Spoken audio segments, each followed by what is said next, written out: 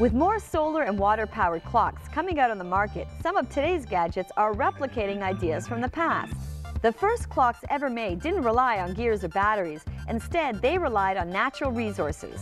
One of the oldest clocks on record was the sundial, which was used over 5,000 years ago.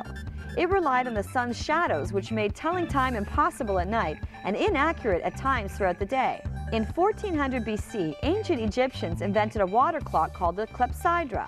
As water drained, the markings would indicate how much time had passed. Eventually, the clepsydra made its way into Greece, where it was believed to be commonly used to tell time. Chinese experts were trying to develop a way to tell time as well. In 1068, the Susung clock was built in central China. This model shows how the Chinese used a water wheel, bronze spear, and other mechanisms to tell time. Still, many countries relied solely on the sun. India built the largest sundial in the early 1700s. It stood 90 feet tall and is known as the Samrat Yantar. Today it can be found as part of the Yantar Mantar collection in Jaipur.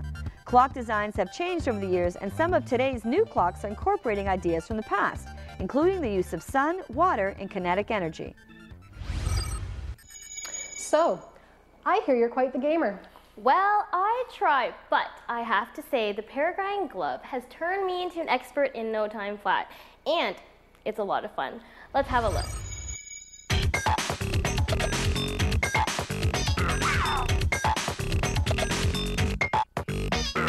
This is called the Peregrine gaming glove, and basically you just touch your fingers with your thumb to interact with your applications. Touch your fingers. You just touch, yeah. And I'm playing a game? That's right.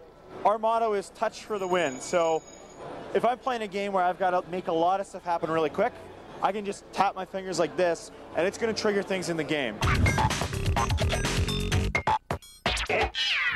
These silver sensors here actually are what detect your touch. There's 5 unique touch zones, or actually we call them touch points on the glove. Is it 5 per finger? Yes, sorry, 5 per finger, and 3 on the small finger. And then these are the contact pads. So anytime you contact one of these pads with the fingers, it's going to send a keystroke to the application or game. It is hand washable, which is really cool. I mean, our target audience is gamers, and there's going to be a lot of pizza and pop, so we had to make it washable. Oh, okay. It has a detachable magnetic pod, so when you're washing, you take the electronics off the back. Anything where somebody has to interact quickly and comfortably with an application, game, information, this will enable them to do.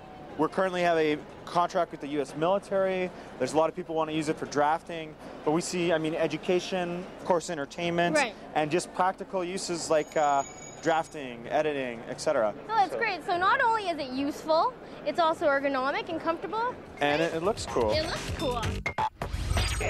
I can't believe how much we fit into this week's episode of Gadget Girls. I know. We hope you've enjoyed it like we did, and there's still more to come in the future.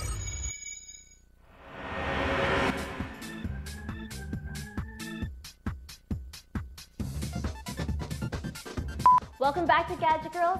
I'm really excited. Gadget Girls. It couldn't be a hologram of you sitting in the lab. It wouldn't work. You'd vaporize. Well, thank you, John, for coming in and showing us these medical innovations. Okay, great. Well, I hear that you've got a showroom. Absolutely. Let's go and have a look. Fantastic. Yeah, Let's I'll go. show you some of the goodies. Okay. Where am I supposed to go? I don't know.